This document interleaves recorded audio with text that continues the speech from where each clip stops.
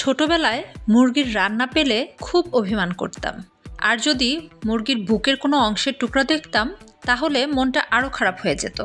এখন দেখছি এই অভ্যাসটা আমার ছেলে মেয়ে দুজনের মধ্যে আছে। বুকের মাংসের যে অংশটা সেটা কেউই খেতে চায় না, তাই আমি প্রায়ই এভাবে রান্না করে দেই, তাতে করে তৃপ্তি করে এবং চেটেপুটে খেয়ে ফেলে।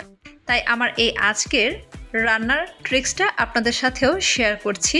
তবে চলুন আর দেরি কিসের। প্রথমে আমি এখানে মুরগির বুকের যে অংশটা সেখান থেকে হাড় ছাড়া বুকের মাংসটুকু নিয়েছি, আর এটাকে একটা মিক্সার জারে ব্লেন্ড করে নিয়েছি। আপনি চাইলে কিন্তু এটা ছুরি দিয়েও ছোট ছোট কিমা করে নিতে পারেন। আর এখানে নিয়েছি হাফ চামচ পরিমাণ মেথি।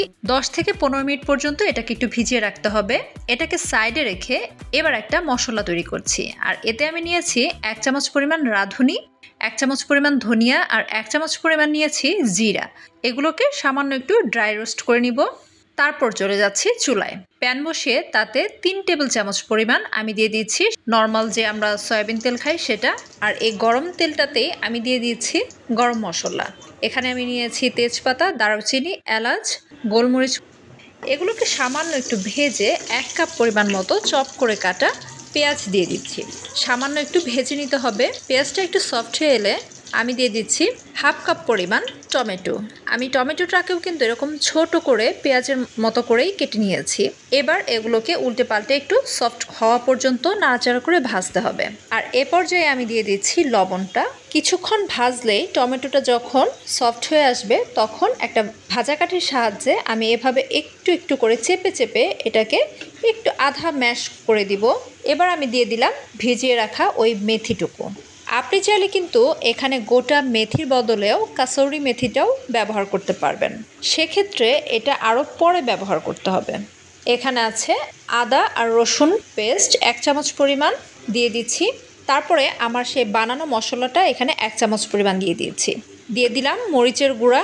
এটা কিন্তু আপনার স্বাদ মতো, তবে একটু ঝাল ঝাল হলেই কিন্তু বেশি ভালো লাগে। হাফ চামচ পরিমাণ মতো হলুদের গুঁড়া। এবার একটু সামান্য পানি দিয়ে দিচ্ছি, এগুলোকে মেশাতে আমার একটু সুবিধা হবে। যাই হোক, এই মশলাগুলোকে এবার ভালো করে কষিয়ে নিতে হবে। এজন্য আমি আরেকটু পানি অ্যাড করলাম। আর এবার এগুলোকে ঢেকে দিচ্ছি। 2 মিনিট পর্যন্ত রান্না করব। তারপর ঢাকনাটা খুলে আমি যে কিমাটা করে রেখেছিলাম অর্থাৎ ব্লেন্ড করে রাখা মাংসটুকু আমি এখানে দিয়ে দিচ্ছি।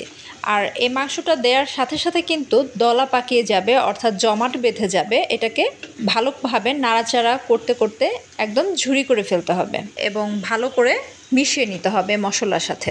তারপর আমি এখানে হাফ কাপ পরিমাণ পানি দিয়ে এটাকে ফাইনালি নাড়াচাড়া করে খুব ভালো করে ঢেকে দিচ্ছি। 5 মিনিট পর্যন্ত হাই হিটে আমি এটাকে রান্না করব। যেহেতু কিমা খুব একটা বেশি সময় এটা সেদ্ধ হতে লাগবে না, তাই 5 মিনিট মতো রান্না করলেই হয়ে যাবে।